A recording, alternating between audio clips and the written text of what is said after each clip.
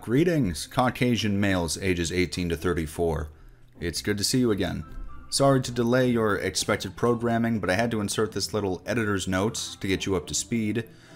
So, for reasons that only Bill and Melinda and a few of their favorite slave boys can fully understand, my PC did not want to render this video. It has been a hellish process to get it done. I've learned a lot about myself, and none of it is very good. So to get the old girl into glorious 1080p, I had to Frankenstein her quite a bit. Cut the video into like 5 different individual files, which didn't actually do anything, so I had to further butcher and re-record sections from all of those. A few visual gags had to be scrapped, and some notable audio issues still remain. Nothing super crazy. The music is just cut from a couple sections, and the mix and volume will fluctuate a little. I just want to make sure you know, and know that I know, that this is all going to be a little bit scuffed. It's definitely not a huge deal. I just don't want you guys to notice all the fuckery and then think that I'm getting lazy on you or that I suffered a serious injury to the part of the brain that makes you, you know, not retarded. Those things haven't happened, as far as I know. Anyway, I think I can cease the rambling and we can get on to it now. So, enjoy. So there's no point in really beating around the bush on this one. I think Bone Tomahawk is a pretty wonderful film. It's a surprisingly endearing and character-driven western that doesn't feel nearly as long as it actually is because the dialogue and performances are strong enough to keep you invested no matter how far down the spectrum you happen to fall. The cinematography and effects are great, with writer-director Craig Zahler having this terrific understanding of space and a flair for spectacle despite a shoestring budget, and it not only seamlessly folds horror elements into itself to marvelous effect, but it also manages to be genuinely funny on top of that without it feeling like forced relief. Again, this writing should be studied zealously by anyone who wants to create believable and enjoyable characters. The film doesn't sacrifice meaningful character moments or the authenticity of how it presents the frontier for the sake of meeting some action quota, and as a result, when the violence does strike, it makes for some of the most memorable and heart-wrenching scenes that modern Western cinema has to offer. In very brief summation, Bone Tomahawk is a smart and confident film that respects the viewer's intelligence in time. And I almost wish that could just be the end of my spiel, because believe it or not, I actually do want to just enjoy some things and let that be the end of it. But the world has a way of making that difficult. In February of this year, the channel Scaredy Cats went ahead and posted some fucking cringe in the main chat. It's a video titled, "Stop Making Excuses for Bone Tomahawk," with a thumbnail that reads, "There is no excuse." And to your title, I say, "What?" And to your thumbnail, I say, "Let's find out." Because this is a very assertive way to frame your argument. The concept that they might potentially be misreading something or be outright wrong clearly does not enter their fucking brain pan at any point. And their delusions, they really are the arbiters of morality, and any argument made against them isn't actually an argument, it's just excuses, and pointless ones at that. And the fella in this video doubles down on that. His tone is that of someone who knows for certain they're not only a genius, but a genius on the moral high ground, with no need for humility. So I want to bring a little bit of scrutiny. And a final note before we dig in, this is not me attacking the character of the guy in this video or anyone else behind this channel. I'm sure they're nice or whatever. This is just an examination of content that was released to the public, and if the content happens to be atrocious, that might color my speech a little. The guy repeats himself a bit and has some tism spurts that we don't actually need to sit through, so I might skip around a little bit, but he will not be taken out of context at any point. You will understand his position entirely, because I want to make sure this is all in good faith. Alright, let's go. Bone Tomahawk, huh? Wow, yeah. They made this movie. This one? They made it. It's here. We're going to talk about Bone Tomahawk, and it's going to get uncomfortable because I have thoughts. Hey, content warning on this video. Guess what? The movie's real racist. And if that statement makes you angry, you're probably not going to like this video. Well, at least he gets to the point right away. Bone Tomahawk is a racist film. He also immediately tries to discredit and mischaracterize the people who will disagree with his goofy opinion with the whole, "If you don't like me saying that, you'll hate this video." The truth, obviously, is that him making that statement alone is not going to anger people. It might cause some eye rolls because everything in its fucking dog has been labeled as racist at this point and the word has lost all meaning to most normal people, but it's not going to upset 99.9% of viewers.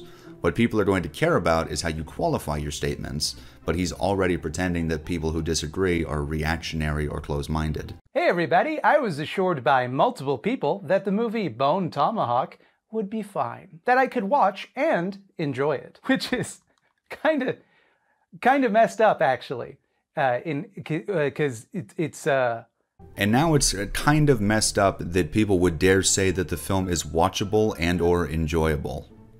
Messed up.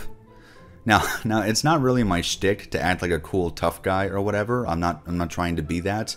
But can you actually imagine being this soft as a human being? He is emotionally distressed by someone telling him that a film was enjoyable. And I know he's just being a bit performative and dramatic, but it's overboard. He goes on to do this weird bit about how woke he is in his own words, and then he does the worst fucking ad read I've ever seen in my life. So I'm going to skip over that for your own good. Bone Tomahawk has been on my to-watch pile for a long time. The main thing I had always heard about it was how it kind of walks a fine line that takes what could have been a very racist premise, but does it in a smart enough way that it's fine, actually. It's fine. And, no, they didn't. Really? That's the main thing you always heard about it? See, who does this guy surround himself with? I have never heard anyone talk about anything that way. See, I don't think that's something he actually constantly heard. I think this is just one of several straw men he's trying to build. He's pretending that we all know the film is racist, right? We all know that his fundamental premise is totally accurate. We just tend to let it go for certain reasons, while he is more empathetic and smart and can inform us about why we shouldn't. And I don't want to get too up my own butt about this, because it's not really my place to get angry about the way that the movie leans into some old as dirt, ugly stereotypes about North American indigenous people, but it is entirely fucked up the way that people seem to buy the movie's half-hearted excuses for how this is all fine, actually. I'll show you what I mean. Alright, I'm excited to see him offer up some concrete examples. It's annoying that he once again says it's fucked up to enjoy the film. He's done so twice now without offering a single specific example of why, assumedly because he wants to preemptively shame you into thinking like him. He also makes reference to some half-hearted excuses, as he puts it, which is where I think this guy and people who think like him make the first of their many analytical mistakes. I don't think he even realizes that he's forced himself to study everything with this hypersensitive racial lens for so long that he's disconnected from how normal people think. The film is not making half-hearted excuses for a racist premise because the creators weren't thinking in those weird, shame-fueled terms. Bone Tomahawk tells the story of a group of men in the Old West who are going on a road trip to the territory of a mutant clan of cannibalistic monster people who have kidnapped some of the people from their town, most notably one of their wives. After a couple of bandits desecrated their sacred burial ground, the cave-dwelling monster men are called troglodytes. Some of them have horns, and they all have a bone thing sewn into their throats that lets them do big screams over long distances. They do not speak, but they do make weapons and wear clothing, so they possess some rudimentary human intelligence. They're not human, per se. They're part human, kind of not. Something that has devolved through centuries of inbreeding to become these pale, bestial, heartless, predatory beings. So despite his odd tone, that is a fairly agreeable overview of the film. At least we know that he did watch it, and he does a good job explaining the subhuman nature of the film's antagonists, the troglodytes. He could be laying the foundation for saying something that makes some sense, so let's listen up. It seems to me like what is happening here is that writer-director Stephen Craig Zahler took all of the racist tropes about indigenous people in westerns and said, oh, no, that's not true of them, obviously. That'd be racist to say that real people are like that, but what if there were people like that? That'd be pretty fucked up, right? That's what my movie says. Look how fucked up it'd be if people were like the racist stereotype. Okay, so now I'm just wondering, what stereotypes are you referring to exactly? I mean, it's obvious that any film from the perspective of predominantly white frontiersmen battling any kind of non-white opposition would be considered very troubling to this guy, but this is not what combining all of the racist tropes of Native Americans and Westerns looks like at all. Have you seen a Western? Sure, did some very old Western cinema display certain bands of American Indians as merciless killers? Yeah, and some bands of American Indians absolutely were in actual real life. I think white men driven by greed or cruelty have been played for the villain far more often, though, and neither of those old-timey caricatures are present or appropriate for this film. But anyway, if I'm not misunderstanding him, I think his point is that the troglodytes are really just a stand-in for normal Native Americans with some superficial changes made to their appearance and behavior in order to avoid controversy. And, well, I think that's fucking retarded, but let's see where he goes with it. I'm not going to tell you you can't watch it or like it or whatever. I have no interest in trying to discern your moral character from whatever media you like. Think whatever you want. I don't know you. I have no business judging you, and I'm certainly not trying to make anyone feel guilty. But okay, well, that's disingenuous, so let's just move on. Hoo boy, this movie is a big-time racism. It is so racist that, in my opinion, it's difficult to try and salvage anything good from it. Sure, there are things it does well, but I'm not really going to talk about those things, because they're all overshadowed by the elephant in the room, the horrible anti-indigeneity baked into the whole friggin' thing. There are things the movie does well, but he's not really going to talk about those. See, this right here is the cancer that is destroying culture, and I wish he would stop producing it. And he goes on to explain that all of its merits are worthless because of how offensive the film is, when if he were being genuine and balanced, he would contextualize the film properly and state his argument against it in its entirety rather than cherry-picking these weird examples. It's almost like if you acknowledge that the film is a well-written period drama with realistic characters, then 95% of the shit you're whining about would suddenly make a lot less sense. But then there'd be no video, right? Now, okay, they do try and hand-wave the whole thing away. Like, they have a scene where a native character called the Professor practically turns towards the audience and says, "Oh, those guys? The troglodytes? They're not like us. They're a different thing. No racism here, everybody. In fact, they probably only seem similar to you because of your racism. If you think that they're similar to us, that's you being racist. So you're the racist one, actually." And in fiction, he's saying that to the guys in the room, that he doesn't expect enough of them to make that distinction on account of their old-timey racism. But it does read like a preemptive response to the inevitable criticism. The irony of the scene he's referring to is that we all know it was really only included to try to appease the people who would throw a tantrum if the difference between disfigured monster cannibals and tribal humans wasn't spelled out for them in crayon. Unfortunately, they should have known that the people they wanted to appease would throw their fit anyway, while the majority of the audience is capable of thinking with some basic degree of nuance and didn't need to be spoon-fed. This guy acts like this scene isn't nearly enough justification, but it is plenty. In a film that runs for 2 hours and 12 minutes and involves a lot of meandering through the wilderness, this is one of the least important scenes. Because again, everyone who isn't a fucking lobotomite can make the distinction just fine on their own, and everyone who wants to argue in bad faith is just going to do so regardless. There is no distinction in the character's eyes, and aside from that one scene, the movie doesn't try too hard to make the distinction either. It just does it once and it's like, you get it, right? Moving on? Can we move on? You get it. Now, I don't expect that the characters would make the distinction, but it feels like the movie should have something to say about that. That they should have to learn not to think like that and change. And while the characters do have the prejudices you'd expect of white dudes in that era, they portray them as all deep down not being hateful people. They're just kind of their time, which itself is a kind of problematic excuse, but that's the idea they're going with. So I think our friend here has just discovered the concept of valuing a story or the authenticity of the time and place you're trying to capture over ham-fisted social commentary.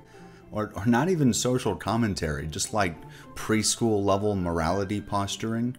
The fact that fictional 19th century cowboys don't have our modern first world values is not problematic, it's called accurate writing. And I'm genuinely not just trying to insult this guy's intelligence, but I really don't think this has occurred to him. I hate to always be railing against modern culture like a fucking boomer, but this is what happens when all of our popular cinema, from Disney to Jordan Peele, is such shallow, messaging over everything garbage. People don't want to have to try to empathize with flawed people and appreciate their good traits while acknowledging their imperfections. They want to see their modern, ever-shifting values being celebrated and the growing list of victim groups being praised for nothing, while everything else is vilified, regardless of the context. The one truly racist guy, more on him later, complains, for example, that his horse would never let a Mexican ride her. The passively racist but deep down chill guy, the sheriff, played by Kurt Russell, is like, "You trained her in bigotry?" Big laugh, got him. So, he's cool, he gets it, right? It's racist to train a horse not to like Mexicans. We have established that we agree that that is racist. Can we all agree that would be a racist thing to do? Okay, so the Mexicans are bandits who do steal the horses, but it's okay because we did have a character say out loud that judging them prematurely for that would be bigoted, so we're all good, no racism here. Textually, the movie is not racist. As long as you take the movie completely literally. It's not directly stating anything racist. Okay, now with this, he's literally just hoping that no one has actually seen the movie.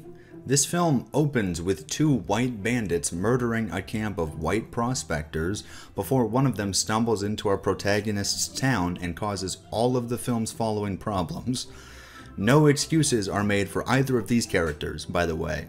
But when Mexican bandits steal the group's horses, suddenly we're back into deeply problematic territory. It is such a ridiculous stretch that cannot be rationalized when considering the film in its entirety. And then there's his slight resignation, that the film is not directly antagonistically racist, it's simply the product of passive racism. If I were a man that didn't have much faith in the opposing argument, I'd say he only admitted as much because he realized he doesn't have a single piece of competent evidence and his entire video is half-baked feelings. But, maybe I'm wrong. And it's not that I think Bone Tomahawk is trying to insidiously suggest that Native people are less human or monstrous or whatever. I wouldn't go that far. And I think if that were the intent, they probably wouldn't have tried to justify it at all with the whole troglodyte conceit. But I do think the movie is a little too comfortable borrowing the imagery of more sincere racism to sell what is ultimately a silly little story. Well, I'm glad you don't think the film's creators are a bunch of mustache-twirling cartoon villains. That's very gracious of you. But borrowing the imagery of sincere racism, that does sound like a pretty serious problem. So, let's see what this turns out to be. There is an extended sequence where one of the captives of the troglodytes gets scalped, which... what do you think they're invoking with that one? Because that strikes me as a pretty direct comparison between the brutality of the fictional monster people and the real-life violence that some native people practiced. Violence which was characterized by settlers as evidence of an alleged unique inhuman brutality and cause for exterminationist violence. So he started to say something almost kind of interesting. Like, he almost drew a reasonable parallel. But then knowing jack fuck about history kind of shot him in the foot. It's reasonably well known that scalping was practiced not only by indigenous populations, but then by quote-unquote civilized Americans and Mexicans when hunting natives for bounties. The brutality goes both ways, so it's not really a matter of whether some American settlers saw it as uniquely brutal when practiced by Native Americans, because we, in the modern era, actually watching the film, know it was not. Even beyond that, we can be reasonably sure that scalping was a common practice amongst tribal societies for the majority of human history, potentially as far back as 300,000 BC if a study out of UC Berkeley can be trusted. All of that considered makes it pretty impossible to see the film's one scalping scene as some anti-Indian dog whistle. Even the central conceit of the movie, that the troglodytes have kidnapped a white woman, is, as scholar Matthew Carter put it, informed by one of white America's oldest and most paranoid of racist psychosexual myths, the captivity narrative. This is a genre of semi-fictionalized literature where people are captured by some group considered to be evil or godless, and they persevere because of their inherent white virtue. The not-so-subtle implication when a white woman is captured, or just chose to live among racialized people, as was often the case, is that she will be sexually assaulted to produce horror upon horrors, mixed-race children. Alright, so that paper this guy references, Ideology in Bone Tomahawk. I actually got my grubby little hands on it. In summation, it's pretty goofy. It makes a lot of the same non-arguments found in this video while using fancier language, and it has this very childishly anti-American tone that is, in my opinion, pretty unprofessional given the high level at which it's published. But anyhow, I just want to address the idea of the captivity myth specifically, since that is this video's chosen vessel for criticism. I don't care which dickhead with a PhD coined the term, there is no such thing as the captivity myth. Taking captives was a major component of countless tribal lifestyles in North America and beyond. And people who didn't grow up on or around native reservations might not be aware of this, but there are many tribes in close proximity who still have tensions because of the kidnapping that used to occur between them. On top of that, multiple tribes that are still around today have actually bragged about assimilating certain early white colonies. Has captivity been used as a trope in storytelling in America and abroad? Yeah, definitely, but it's about the farthest possible thing from being some offensive myth. Now, that doesn't happen in Bone Tomahawk. The troglodytes have no such ill intent towards the lady they've kidnapped. They're gentlemen about it. They just want to eat her, no funny stuff. But the other characters don't know that, and they speculate about it, and it's only like half an hour later that the audience finds out that that lady is still alive. So the movie is definitely establishing that assumption in the audience's mind and using that to drive the tension. Now, this is another area where I think he's right on the cusp of saying something interesting. We do not know what the troglodytes have done with their captives, including the beautiful young woman, and this does drive tension and cause us to fear the worst. Unfortunately for this argument, that's just called good storytelling, and the speculation that the men are doing is completely logical. Too logical to be representative of any sort of racist undertones. Because, logically speaking, what would super strong, expert hunter-warrior cannibals kidnap beautiful, thin young women for? It's probably not for their manual labor abilities, and it's probably not because of the surplus of red meat they can provide. What does any man, regardless of their race or dietary practices, kidnap an unrelated woman for?